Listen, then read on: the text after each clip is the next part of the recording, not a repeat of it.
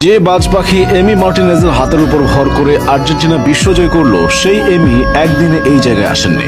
2014 বিশ্বকাপের ফাইনালে যখন মেসি, আগুয়েরোরা জার্মানির বিপক্ষে বিশ্বকাপের একটা ট্রফির জন্য লড়াই করছেন, তখন এমি মার্টিনেজ তার পরিবারের জন্য বারবিকিউ রান্না করছিলেন। তার ঠিক 4 বছর পর রাশিয়া বিশ্বকাপের সময় এমি তার ভাইয়ের সাথে গ্যালারিতে উপস্থিত ছিলেন। সেদিন মেসিদের খেলতে দেখে তিনি তার ভাইকে বলেছিলেন, 2022 বিশ্বকাপে আমি দলের গোলবার সামলাবো, দেখে নিও। হয়েছেও তাই। ইতিহাস সৃষ্টি করে সামলেছেন গোলবার। বিশ্বকে দেখিয়ে দিয়েছেন তিনি আসলে কে। তার প্রতি করা সকল অবহেলা তিনি ফিরিয়ে দিয়েছেন জয়ের মালা দিয়ে।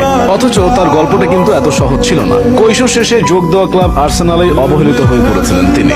সেই এমি মার্টিনেজই এখন বিশ্বমঞ্চে আর্জেন্টিনার নায়ক, গোলবারের অতন্দ্র প্রহরী।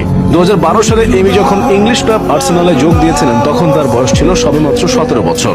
গা থেকে তখনও কৈশোরের গন্ধ মুছেনি। কিন্তু দুর্ভাগ্যবশত এই অল্প বয়সে ক্লাব থেকে পান এক রাশ উপেক্ষা। উপেক্ষিত মার্টিনেজ অনেকগুলো মৌসুম ধারে কাটিয়েছেন Oxford United, Sheffield Wednesday, Rotterdam, Wolverhampton, Getafe, reading এর মতো ক্লাবগুলোতে।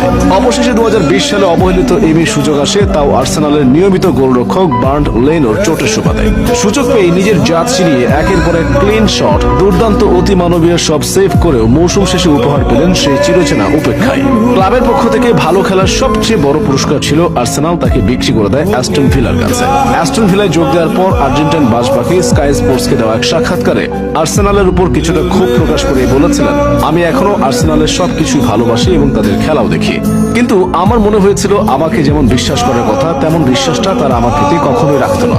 আর্সেনাল থেকে অ্যাস্টন ভিলায় গিয়েও এমি মার্টিনেজ রেখেছেন দক্ষতা এবং প্রতিভার সুস্পষ্ট ছাপ। অ্যাস্টন ভিলার ভাঙাচোরা রক্ষণের পেছনে উপহার দিয়েছেন জাদুকরী পারফরম্যান্স।